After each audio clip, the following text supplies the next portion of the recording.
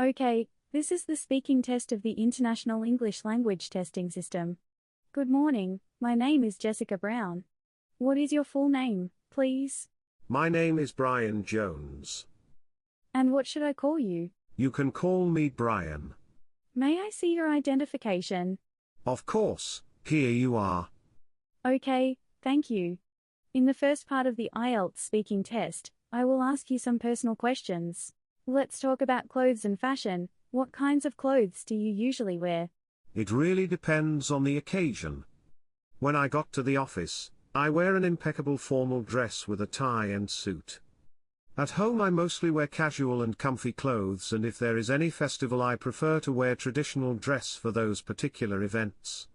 Do you like to wear fashionable clothes? Yeah, every now and then I wear fashionable clothing, and mostly when I am going to any party I always follow the current trends in clothes and buy it especially for party time. In fact, I have plenty of new fashionable dresses. How often do you go for shopping for clothes? I buy clothes every 6 months from the nearest shopping mall. Sometimes I just go window shopping when I have free time, and I see what is new in fashion. How often do you buy clothes online? Well, buying clothes online is not something I prefer, mainly because of fitting and coloring. I always prefer to try on clothes first, and if it fits and suits me perfect then only go for it. This is not the case when buying online. Okay, let's talk about picnic. Did you go on a picnic when you were a child? Oh yeah, many times I have been picnic with my friends, and some time with family. I used to enjoy myself a lot when eating surrounded by nature. I really miss those days. How often do you go on a picnic now? During these pandemic days, it is very hard to go out. Also, the restrictions that are imposed by the governments forcing us not to go for such activities. So yeah, I am following guidelines and haven't been to a picnic since the pandemic started. Where do you go on a picnic? On usual days, I go picnic in the botanical garden and sometimes in the park, situated at the center of town. What is the difference between a picnic and cooking at home? I can think of the surrounding area where we eat, is the main difference. At home, we eat within 4 walls, whereas at the picnic we can enjoy surrounding greenery while eating. Right, I'd like to move on and ask you some questions about gift. What's the best present or gift you have ever received? The best gift I received from my father. On my 15th birthday, I received a laptop as a gift. It was 8 gigabytes of RAM and i3 processor. Do you give expensive gifts? Yeah. I give expensive gifts on some occasions. For example, on my wife's last birthday, I gave her a golden watch. She was pleased with it and liked it so much that all the time she wear it. What do you give others as gifts? It depends on the person and the occasion. I gave a watch to my office colleagues on his last day at the office. I choose gifts that can be useful for the person giving a gift. I give books as a gift to children. What kind of gifts are popular in your country? In my country, people exchanges various gifts. Students gift their teacher a greeting card. Many people exchange the flower as a gift. On marriage function, people mostly give gifts which can be helpful for the newly married couple. So yeah, gifts vary, depends on the situation.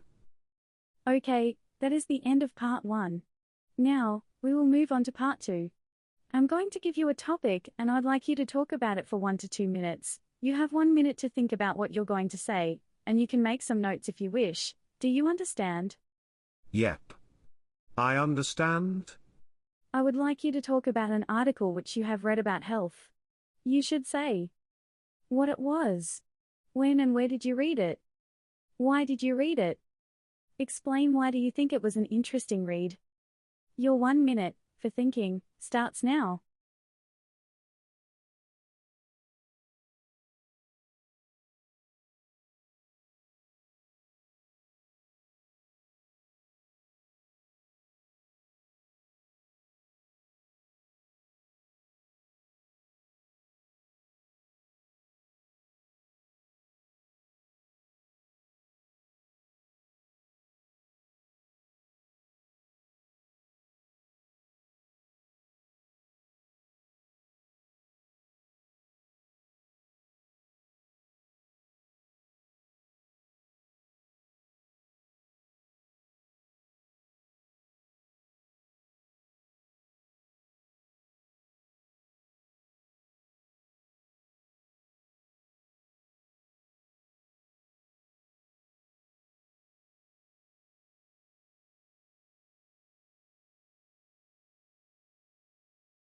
Okay, now you have 1 to 2 minutes for this, so don't worry if I stop you.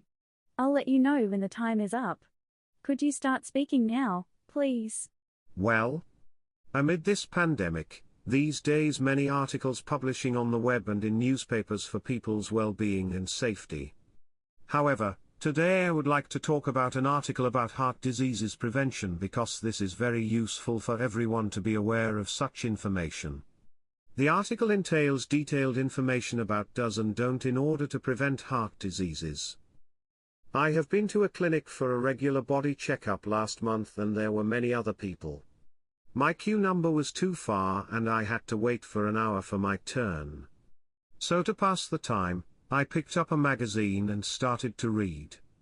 The very first article was about how to prevent heart diseases. It was explaining about what diet we should prefer and what body weight must be maintained as per the age range. It also had research statistics data to make it simple for understanding which activities avoid heart diseases and contribute to them. Actually, the headline grabs my attention and that is the reason I choose to read this column. Nowadays we can see many people dying from heart attacks and I thought reading this article would be beneficial. Prevention for any disease is always better than cure. Thinking about this proverb, I couldn't resist reading the article. For me, any healthy tips are useful for everyone. The research statistics data added more interest as we can understand the real facts from it. Moreover, the writer also mentioned the effects of each activity with its pros and cons. This is fascinating when we read something that benefits us in some way. I always spread information about this article with the community, family and friends, so that others could also take advantage. Now, you have been telling me about an article which you have read about health, and now I'd like to ask you some more general questions related to this, so let's talk about it. Do you think people are healthier now than in the past? No, I don't think nowadays people are healthier than a few decades before. Let me give you an example. I have seen many people are still living even after their 100 to 120 years. However, there are the majority of people dying after 50 to 60 years due to various diseases, such as cancer, heart diseases, others. I believe in past food quality was organic and healthier, but now food quality is degraded because of modifications in the raw food harvesting methods. What activities do people in your country follow to keep fit? Well, residents of my country follow many physical activities to keep fit. The majority of people do team games such as football, basketball, cricket and many more. I have also seen people prefer individual sports like running, gym, cycling, snowboarding, you name it. Old-aged people mainly do yoga, walking, which does not require lots of energy. What activities can school organize for children to keep fit? Usually, schools have extracurricular activities to keep students mentally and physically fit. These activities entail dance, karate, physical education, running. They also held the annual sports competitions running for various lengths, football, and other group games. School also awards to students who do well at competitions to encourage pupils. What else? They also support students to participate in inter-school sports games. What can governments do to improve people's health? Government plays an important role in improving people's health. First, they can encourage people to do more sports games to keep healthy and open sports complexes in every city.